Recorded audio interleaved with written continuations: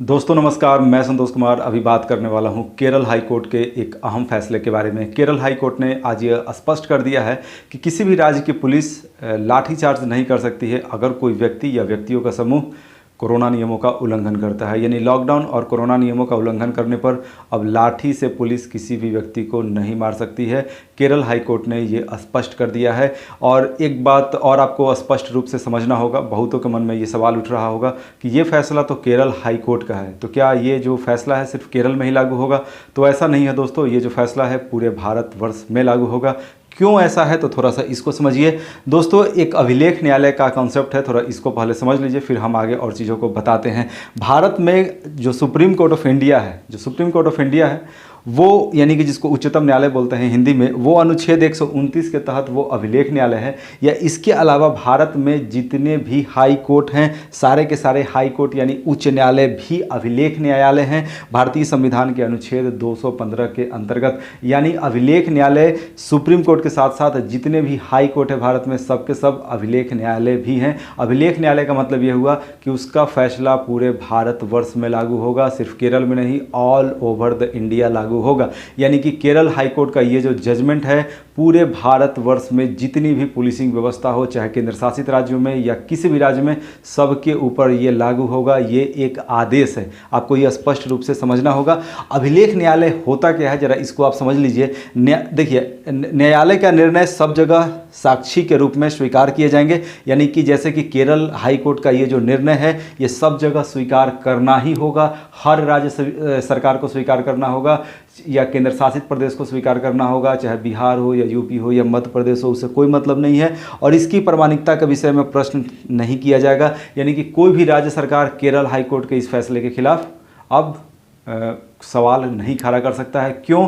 क्योंकि अभिलेख न्यायालय है और भारतीय संविधान के हिसाब से अभिलेख न्यायालय हाई कोर्ट भी है और सुप्रीम कोर्ट भी है। चलिए ठीक है, अब आगे और चीज़ों को देखते हैं। यानी कि दोस्तों, अब इतना स्पष्ट हो गया कि पुलिस के द्वारा लाठी नहीं बरसाया जाएगा। चूँकि बहुत सारे ऐसे वीडियो वायरल भी हुए हैं और उन वायरल वीडियो का भी एक बहुत बड़ा रोल रहा है कि केरल हाई कोर्ट ने इस तरह का फैसला लिया। अब देखिए दोस्तों, अब यहाँ से एक सवाल ये पैदा होता है कि अगर पुलिस लाठी चार्ज नहीं करेगा तो लाठी के बदला अब कौन सा सज़ा दिया जा सकता है। अब देखिए, केरल हाई कोर्ट में पुलिस की तरफ से जो वकील थे, उनका कहना था कि सर, ये जज साहब से ऐसा बात हो रहा था कि सर, अगर हम लाठी चार्ज नहीं करेंगे तो बहुत सारे ऐसे लोग हैं वो मानते नहीं हैं, वो लॉकडाउन के नियमों का उल्लंघन करते हैं और बिना मतलब का भी घूमते रहते हैं।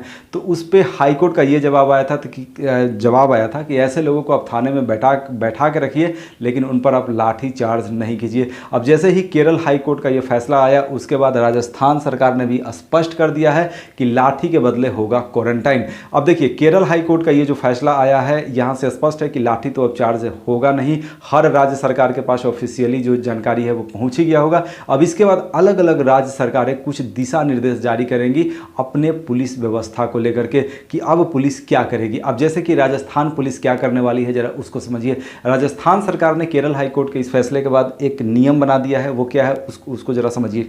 अब उसके बाद जो अलग अलग और राज्य सरकारें हैं वो अपना नियम शायद बनाएंगे ही। क्या नियम बनाया है राजस्थान सरकार ने, जरा उसको समझिए। राजस्थान सरकार का ये कहना है कि अगर कोई व्यक्ति रोड पे घूम रहा है और उसको तो लाठी से तो मारना अलाउ नहीं है क्योंकि हाई कोर्ट का फैसला है, तो उस व्यक्ति को पकड़ लिया जाएगा और पुलिस उसको पकड़ेगा, पुलिस उसको टांग लेगा और टांग कर उसको क्वारंटाइन किया जाएगा। और क्वारंटाइन करने के बाद उसका कोरोना जांच होगा। अगर 2-3 दिन में तो रिपोर्ट आ ही जाएगा, मान लीजिए।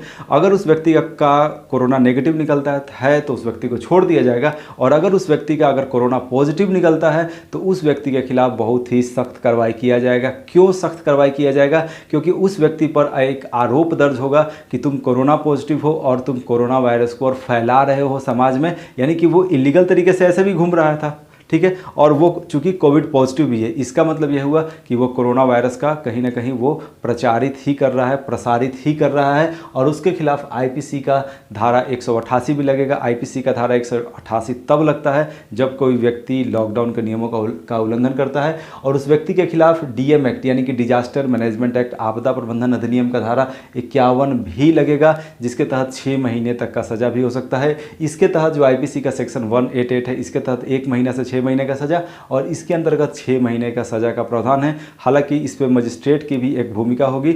जो सीआरपीसी 1973 का कानून है, उसके अंतर्गत जो मजिस्ट्रेट साहब होते हैं, पुलिस चूँकि आपको पता ही है 24 घंटा के अंदर मजिस्ट्रेट के सामने पेश करती है, तो मजिस्ट्रेट साहब की एक भूमिका भी होगी सज़ा को आगे किस तरीके से बढ़ाना है या कम करना है वगैरह ये सब। तो हाई कोर्ट ने जो फैसला दिया है उसके बाद अलग अलग राज्य सरकार नियम बनाएंगी और राजस्थान सरकार ने एक नियम बना भी दिया है कि लाठी चार्ज के बदला अब होगा क्वारंटाइन। तो केरल हाई कोर्ट का ये जो फैसला है दोस्तों, आपको एक बात फिर से बता देते हैं, केरल हाई कोर्ट का ये जो फैसला है वो पूरे भारत में उसको लागू किया जाएगा, बिहार में भी लागू होगा, हर जगह लागू होगा। इसका बिल्कुल ही ये मतलब नहीं हुआ कि सिर्फ केरल में ही होगा। क्यों?